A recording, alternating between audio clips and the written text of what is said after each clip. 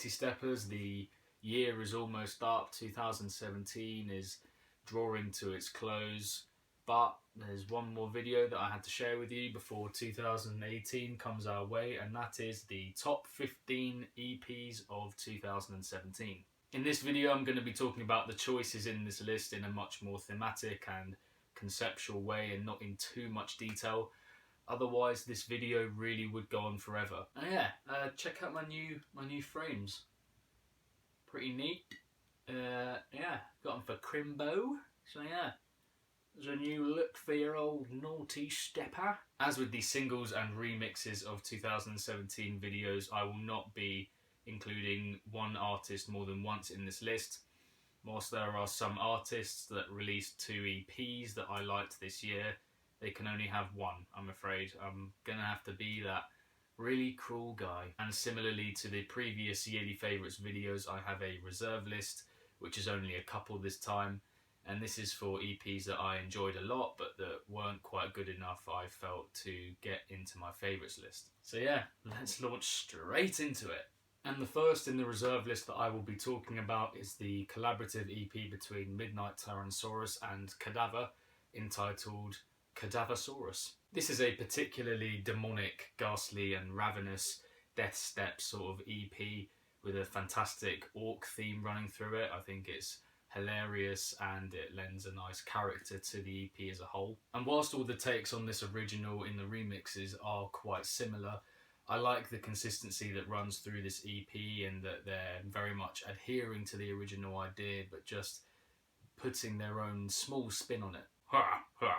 You little toy ships are no match for all technology. Both in terms of vocal and style, the remixes very much adhere to the original but give their own imagistic slant on it with slight variations in style of production. And whilst I wasn't too much of a fan of how the EP progressed with the other originals from Midnight Tyrannosaurus, I think the sample used in this, which is very funny and cartoonish, was enough to put this one in the reserve list. Everything in this part of space belongs to the orcs. I wonder what J.R. Tolkien would think of this one.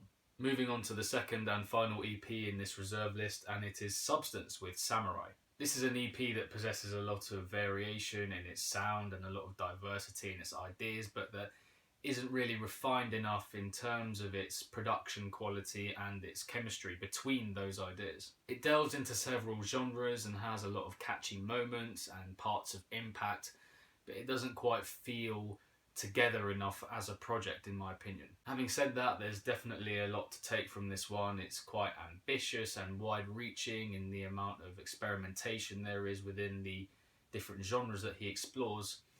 And yeah, I think that's enough to make me return to any future stuff that he releases in 2018 and beyond. And now let's go straight into that top 15. At number 15, it's Xaebor with the Prism EP released on the Never Say Die Black label. This is rhythm of an emptier, more clarified sound with some very sharp effects, and it has quite a glitchy feel to it generally. Whilst this is a rhythm EP, it's certainly not one of your classics. It's not as hard-hitting as usual with this genre, and it's just a bit more artsy and cute and electrified, if that makes sense. However, I didn't feel like this sound was quite fleshed out enough in order for it to be higher on this list, but I certainly loved the ideas and the style that embodied this EP as a whole, lending a vitality somewhat to the rhythm genre. If you like your dubstep relatively slow-paced and extraterrestrial, outerworldly, surreal and circus-like, then this is definitely one for you.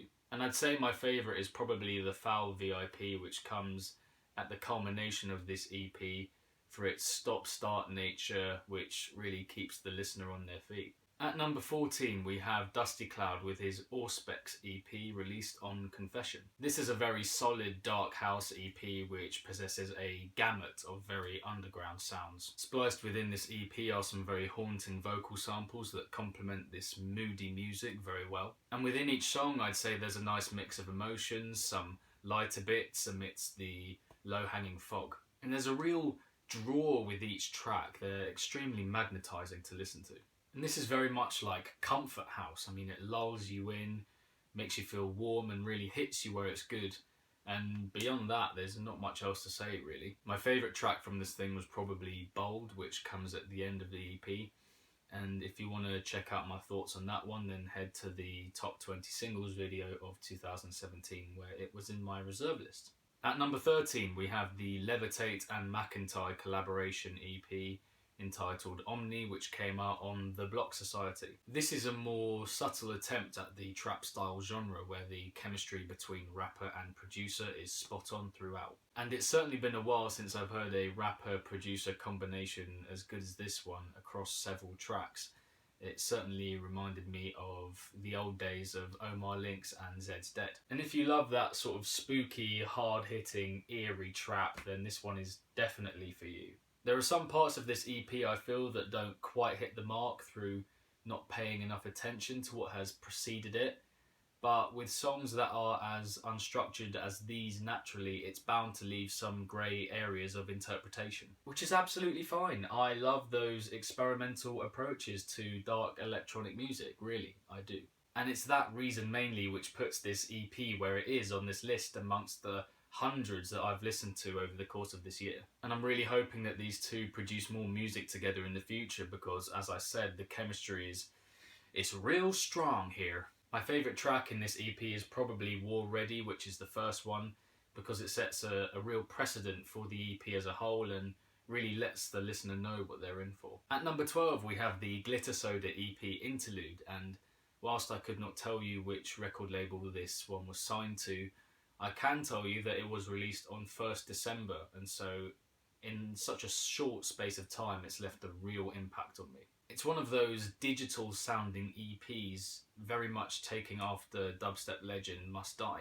And there's a lot of variation evident here, journeying through a wealth of different genres. And in a couple of these songs, Glitter Soda very much flips the idea of the epic by having some uplifting and wide-ranging synths, but over some very light percussion. They're more skeletal and trap influenced. It's very musical and intricate throughout, and it just mixes the dark and the beautiful very well, in my opinion. This one I'd say is for anyone that likes trap music with a bit of variation, because this one delves into dubstep and bass house along the way. And my favourite from this EP is probably mine, the bass house track, which is undeniably the naughtiest. Moving on to number 11, we have the Krimma EP, Game Time, which was released on Blacklight Audio. This EP is the furthering of a style that I became of around a year ago and that I fell in love with instantly. And in particular, this EP takes a nice trajectory through funny to more bouncy and animated, then creepy and eerie to straight up horrifying as fuck. There are so many fine aspects of this EP, but, you know, he's not well known enough and he doesn't get as much recognition for this very intricate music as he should, in my opinion. His music can be very quaint and dainty, or it can be extremely hard-hitting and incessant, and that is a contrast that I think really works well with his style. And this goes without mentioning his vocal samples, which are always extremely vivid and captivating. And in my opinion, he just transitions perfectly between the more accentuated and pointed styles to the grisly, squelchy and marshy effects that he laces this EP with. And to be honest, I think this stuff could have a genre of its own, because I don't know anything else that really matches this style, let alone the quality of it. And whilst I certainly enjoyed his Playtime EP from last year, I love this one for its continuation of this style, and I really hope that he carries on to make more of it in the future. And my favourite track is undoubtedly Bad Mouse, which comes at the beginning and is just a hilarious concoction of sound and vocal sample, which is it's a take on Mickey Mouse basically, and you just have to listen to understand. Now introducing my top 10 EPs of 2017, and at number 10 it is the collaborative project between Teminite and PsoGnar entitled Rally the Troops. This is just straight up one of the best pairings in the bass scene, period. I really don't think there are two more complementing styles in terms of vocal and production. There is no one, in my opinion, that produces dubstep with this level of musicality, and the vocal journeys that PsoGnar goes on throughout this EP complement that all too well. And whilst there are some very emphatic bits of dubstep and brostep here in this EP, and the layering of sounds is very classic from Teminite. I don't feel like it quite reached the heights of past songs with these two.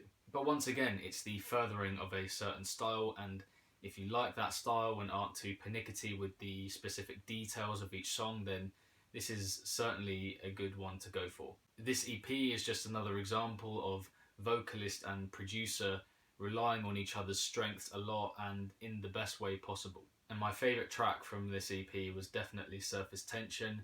If you want some more detail on why I love that song, then go check out my top 20 singles video. At number 9, we have the Drezo EP, Jaded. This EP is seriously dark and certainly what I've come to expect from the ultimate creator of suspense. And whilst it is classically underworldly from Drezo, I think what I liked about this one most was the experimentation within the EP as a whole and the directions that it went in. Here he is fitting new sounds in and testing them alongside each other, sticking to the house beats at points but also delving into more slower paced territories. And throughout this EP there's just a fantastic use of the space that's afforded to him, with all of the sounds that he used being contained in a very efficient and clean manner. And once again, the only problem that I had with this EP was that it didn't quite move me as much as songs of the past.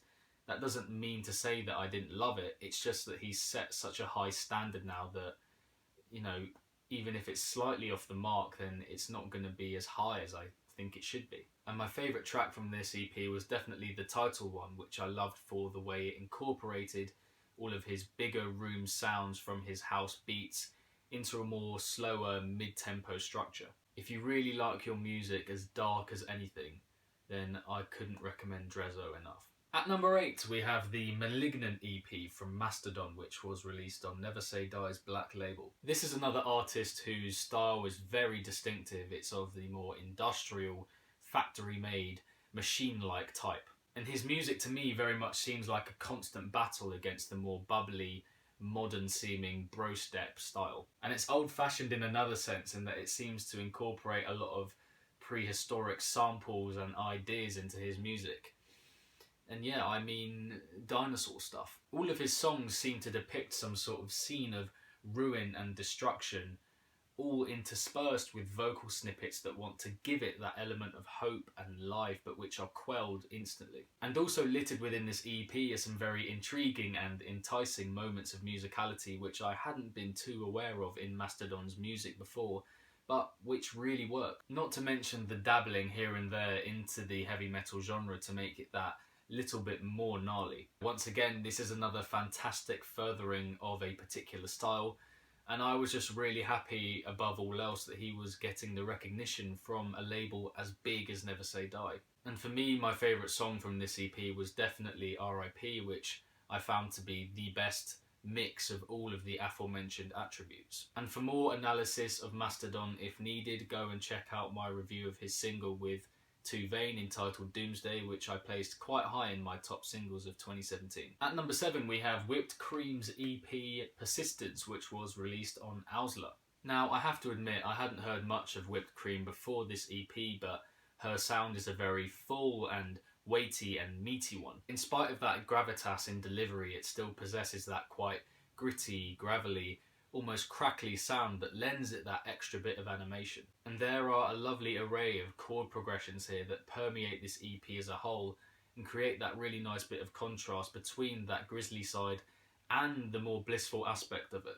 A real charm and allure to these chords, I must say. And I can't finish on my thoughts with this EP before mentioning the vocal samples, which are very snappy, well-fitting and appropriate throughout. And on that note, I must say that my favourite is definitely the opener, the title track Persistence, which definitely lures the listener in and makes them fully invested in that sound from the off. At number 6, we have the Jarvis EP Bloodbath, which was released on Firepower Records. This is as energetic, electric and laser-fueled as it gets within the brostep scene. It's alarmingly consistent as a project and yet simultaneously is varied at exactly the right points. Within each song there are several twists and turns, leaving the reader completely unknowing of where it's going to go next. And each song, of which there are 5, has its own real impact on the EP, its own distinctive element. Beyond this, the EP possesses a slew of very clever vocal samples from the humorous to the haunting, and then the straight up larger than life, as is the case with the Ragga Twins. And for me, the reason that this EP is placed so high in this list is that it just holds the attention of the listener so well, and over 5 tracks. If what you want is a very in-your-face, unpredictable, intricately produced brostep EP with a lot of musical prowess and synth variation, then this one is undoubtedly for you. With regards to the variation in this EP, my favourite track from it is the last one, Mask, for its complete change from the other songs that precede it. And if you want more analysis of that one, then head again to my top 20 singles of 2017 video. We're now into the top 5, and kicking off this small list we have the collaborative EP between Graphyt and Ecraze entitled Get Crunk, which was released on Never Say Die Black label. This wasn't the first I'd heard of these two producers together after their Take It EP, but this one, it's safe to say, takes their squelchy and acidic dubstep style to another level. This is mind-melting stuff with a lot of sludge and gurgles and underwater synth usage, but as muddy as all of this sounds, it all coheres together extremely well. I'd say that it's very similar in sound to a lot of music that Dubloads has produced in recent years, but without quite as many vocal samples. In the case of Graphyt and Ecraze, the emphasis is very much on the sound, which tears repeatedly at the mind of the listener. It's ridiculously wacky production, but yet none of it seems out of place at all. And whilst these songs aren't necessarily catchy or memorable, owing somewhat to the lack of impactful musicality in them, they're certainly unerringly gripping as soon as you switch them on. This music to me really represents a clash between the industrial and the robotic, the ancient and the future. Or more between nature and the machine, for the way that it melds quite earthly sounds with more metallic effects. And overall, I'd just say that this EP gives absolutely no fucks in terms of going off in whatever direction it wants to. And my favourite track from this EP was definitely Jam Fire, because to me it represents the best mishmash of all the aforementioned traits I have talked of. These are two artists whose songs I will definitely be looking out for in 2018, and will they produce together again?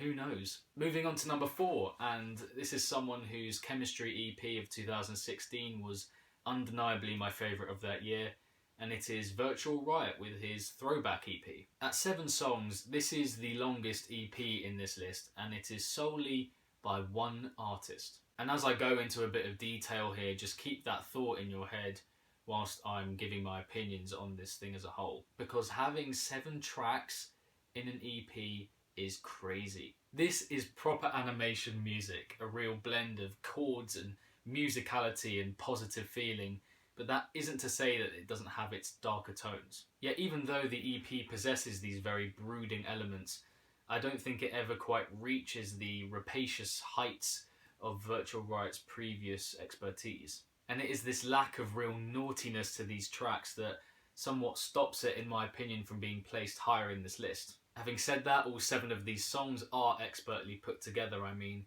you can just tell that every note that Virtual Riot puts into these tracks is there for a reason.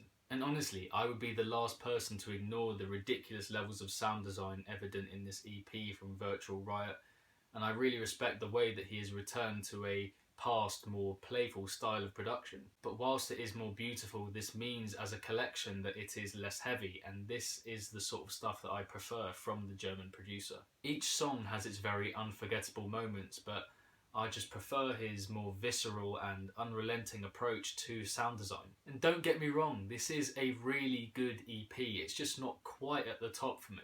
And my favourite song from this EP is the second one, the title track, which I placed very highly in my top singles of 2017 video. So if you want some analysis on that one, again, just check that one out. Now we are at number 3, and this is certainly a placement that will surprise some people, considering the artists and genres that are surrounding it. But breaking up this dubstep run in the lead up to my number 1 spot is Mike Cervello with his Mood Swing EP, which was released on Barong Family Records. This EP has so much verve and personality, and whilst it is quite simple in its structures across the 4 tracks, it possesses a real weight to its sound. These are some very provocative tunes with some very naughty beats.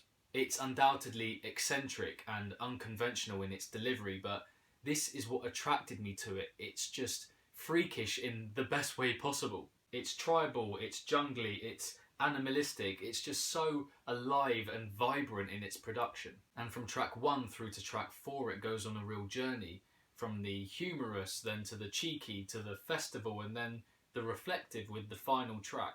So all in all, I'd say it traverses through a really wide range of emotions. Put simply, this is the EP that I remember the most with regards to its specific parts.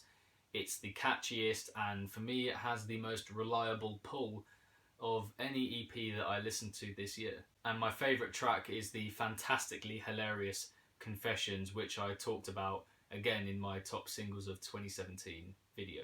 We are now into the final 2 in my top 15 EPs of 2017, and it's in my analysis of this second placed artist that I'll have to go back a couple of years. Because it was in 2016 that I wrote an article called From Concept to Sound, and it was about how I felt following hearing this latest EP from the artist in question. Their emphasis had been more on the sound than the concept in their tracks. And that is an idea that I felt very much carried on into 2017 as I introduced number 2, Zomboy, with his EP Rotten Roll Part 1. With regards to the article and when I was talking about Zomboy's Neon Grave EP, I just felt there was more of an emphasis on the articulation of his sound and the synth usage than the ideas themselves, which I felt had been a more prominent part of his music in years before that. And once again, whilst I talk about this Rotten Roll Part 1 EP, whilst the sound has been improved upon even more, I don't feel like the ideas quite match up to that aspect. Even though all of the vocals on this thing are fantastic and the introductions are all perfect in terms of setting a scene for their respective songs, I don't feel like the dubstep, i.e. what we've come to know Zomboy most for, is as powerful as it has been in recent years. I just don't feel like it's as aspiring as it has been in recent projects. It's not as conceptual and contained, it's more wild and defined. However, in spite of not liking all of the ideas within this EP as much, I still kept returning to it, I kept listening to it because it just had that Zomboy essence about it. That really vociferous appeal, it's sinewy and twisted style of production that really lures the listener in. And it's just a sign of how far he has come as a producer, that whilst I didn't like this one as much as his previous stuff, it's still placed as number 2 in my favourites of the whole of 2017. But maybe as a fan of his, I just have to respect the direction that he's taken in terms of going more from that concept-driven style of music to having more emphasis on the sound and that level of clarity within his tracks. And you know, good for him for developing this approach to his music. I mean, he is renowned as the person with the best mixdowns, with the best introductions, with the best interludes, and it's for a reason. He's just abnormally good as a producer of electronic music, and I can't deny that every time something new of his comes out, I get extremely giddy and wild with excitement. My favourite from this EP was Young and Dangerous. Once again, if you want to hear my analysis of that, head to my top 20 singles video. A cheeky little thing that I forgot to mention about this EP when I was talking about it is that if you go to the 250 minute mark in Rotten, you will find a short snippet from the extended mix of Like a Bitch from Zomboy's Neon Grave EP. So there's a nice cheeky little little thing for you. Also, if you wanted the link to that From Concept to Sound article that I wrote about the Neon Grave EP, I will link it in the description below. Now people, we are at number 1. This is what I felt was the best EP within the dark electronic music scene over the course of the year 2017. This is one that was certainly unexpected for me before I listened to it, which has flown under the radar for the majority of this year, but which I don't think anyone could really deny was the most ambitious project of this year. And that is the Blueprint EP from Dr. Oz, released on Never Say Die. Now, Dr. Oz was someone whose songs I really liked every now and then, and I came to appreciate his style more and more. but I could never say that he was one of my favourite artists by any means. But this EP completely flipped my interpretation of his approach to electronic music production. For any lovers of dubstep music, this is everything that one would look for and more. Musicality, thumping beats, variation in production, drive, very moving vocal samples, changes in the second drops, and all across 6 tracks. 6! And none of these tracks are even fillers, they're all lengthy and epic and have their own stunning say within the EP as a whole. There is not one song on this thing that I skip because they all seize the listener in one way or another. And seriously, this is mile and away the most ambitious EP I heard this year. I mean, there is some really advanced stuff in there. It uses every opportunity that it can to fill the space that's provided to it, while simultaneously cohering to the overarching ideas that pertain throughout each of these songs individually. And it establishes a mesmeric variety throughout by having small changes and big changes within each of these songs, making for a very gripping listen for anyone who is a fan of the dubstep or brostep genre. And as I said, I'm just really surprised at how much this one flew under the radar. For me, it's fully deserving of the #1 spot because it's so wide-ranging in the amount of different sounds it taps into. And all the while creating the themes that make these tracks as momentous as they are, forming together to create the 6-track masterpiece that I feel this is. My favourite of which is the title track, which, once more, I talked of in my top 20 singles of 2017 video, so check out my analysis of that one for even more love for this EP. And that, ladies and gentlemen, was my top 15 EPs of 2017 video. Thank you again for watching, and let me know what your thoughts were on this list and if you have a list of your own. 2017 was a great year for dark electronic music, I feel, and I can't wait to see what 2018 provides. Let's grow this community as much as we can in 2018 and give this music the respect and attention to detail that it deserves. Remember, criticism is only worthwhile if it's constructive. There's no point slamming something just because you don't like it on the surface. If we can go with this mindset into the new year and beyond, then we're way more likely to create a more loving and respectful community in the process, where everyone, producer and consumer, can connect and communicate about this movement and drive it towards the heights that it really deserves. Roll on 2018, I say. Be sure to subscribe to this YouTube channel and follow me on Facebook, Instagram, Snapchat and Twitter, which I will link in the description box below. I will see you guys at the next video, and never forget, if it's naughty, then you know. Peace!